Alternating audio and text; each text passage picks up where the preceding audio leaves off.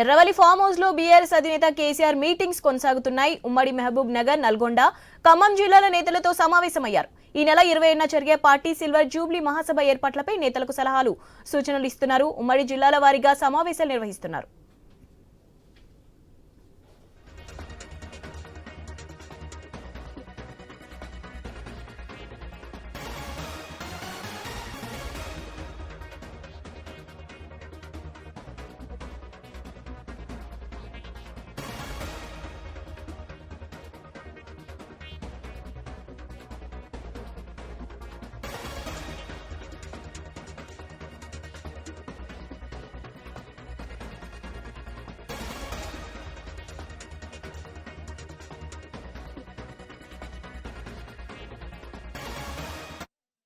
KCR meetings కొనసాగుతున్నాయి. ఉమ్మడి మహబూబ్ నగర్, నల్గొండ, ఖమ్మం జిల్లాల నేతలతో సమావేశమయ్యారు. ఈ నెల 20న జరిగే పార్టీ సిల్వర్ జూబ్లీ మహాసభ ఏర్పాట్లపై నేతలకు సలహాలు, సూచనలు ఇస్తున్నారు.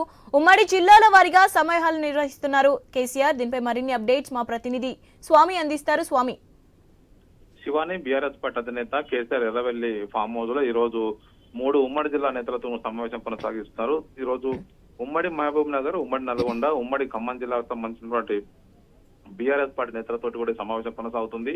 వరంగల్ లో నిర్వహిస్తున్నటువంటి పార్టీ సిల్వర్ జూబ్లీ మహాసభకు సన్నాహకాల సందర్భంగా అనేక జిల్లా నేతలతో కూడా వరుసగా సమావేశాలు కొనసాగిస్తున్నారు. ఈ రోజు చివరి రోజు సమావేశాలుగా చెప్తూ ఉన్నారు. ఒకవైపు ఇప్పటికే వరంగల్ జిల్లా నేతలతో పాటు ఇటు నిజామాబాద్, మెదక్, ఆదిలాబాద్, కరీంనగర్, అదేవిధంగా నిన్న హైదరాబాద్, రంగారెడ్డి జిల్లాతో సమావేశం ముగిసింది. ఈ రోజు దక్షిణ తెలంగాణలో కీలకమైనటువంటి ఈ 3 జిల్లాలు ఖమ్మము, అదేవిధంగా నల్గొండ, మహబూబ్ నగర్, ఈ 3 జిల్లాలో కూడా మొన్న జరిగినటువంటి అసెంబ్లీ ఎలక్షన్స్ లో బీఆర్ఎస్ పార్టీ తీవ్రంగా దెబ్బతిన్నది. ఇక్కడ ఉన్నటువంటి మొత్తం 36 స్థానాల్లో కేవలం 4 స్థానాల్లో మాత్రమే బీఆర్ఎస్ పార్టీ విజయం సాధించింది. పార్టీ అధికారం కోల్పోవడానికి, ఘోరంగా దెబ్బతినడానికి 3 జిల్లాలో ఉన్నటువంటి పరిస్థితుల కారణంగా బీఆర్ఎస్ పార్టీ భావిస్తూ ఉంది.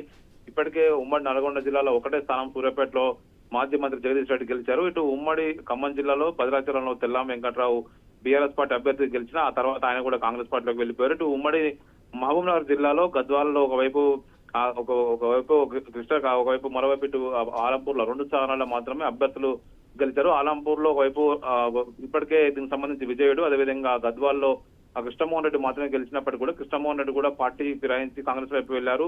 మొత్తానికైతే ఈ జిల్లాలకు సంబంధించిన కీలక సమావేశంగా నేను చెప్పుకోవచ్చు. పార్టీ అధినేత ఈ బహిరంగ సభకు సంబంధించి పెద్ద ఎత్తున కూడా జన సమీకరణ చేయాలని చెప్పి సూచిస్తున్నారు. దానికి సంబంధించినటువంటి ఏర్పాట్లలో పార్టీ నాయకత్వం ఎలాంటి ప్రికాషన్స్ తీసుకోవాలి, ఎన్ని వెహికల్స్ ఎక్కడి పెట్టాలి, ఒక్కొక్క నియోజకవర్గం నుంచి దాదాపు 20 నుంచి 25,000 మందిని ఈ సభకు తరలించే విధంగా ఏర్పాట్లు చేసుకోవాలని చెప్పి సూచిస్తున్నారు.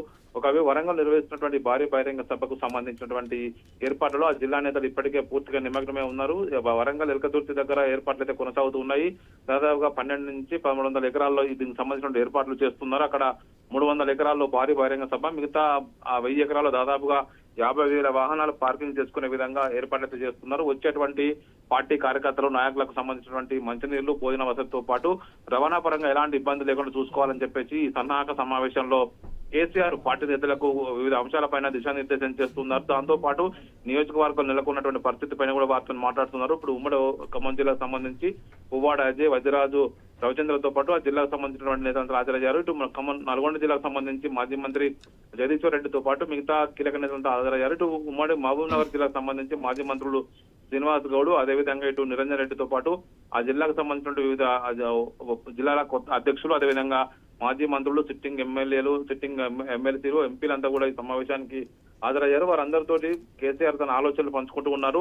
ఒకవైపు పార్టీ అధికారం కోల్పోయిన తర్వాత, కాంగ్రెస్ పార్టీ అధికారం కోల్పోయిన తర్వాత నెలకొన్నటువంటి పరిస్థితులు, ఇప్పుడు జరుగుతున్నటువంటి క్షేత్రస్థాయిలో ఉన్నటువంటి ఇబ్బందులు కూడా కేసీఆర్ ఆయా పరిస్థితులకు అనుగుణంగా మాట్లాడి తన ఆలోచనలు వారితో పంచుకొని ఈ బహిరంగ సభను ఏ విధంగా దిగ్విజయం చేయాలి, క్షేత్రస్థాయిలో పార్టీని బలోపేతం చేసుకోవడం కోసం పార్టీ క్యాడర్ ఏ విధంగా పనిచేయాలి అని చెప్పేసి కూడా వారికి దిశానిర్దేశం చేస్తూ ఉన్నారు. శివాని. Thank you.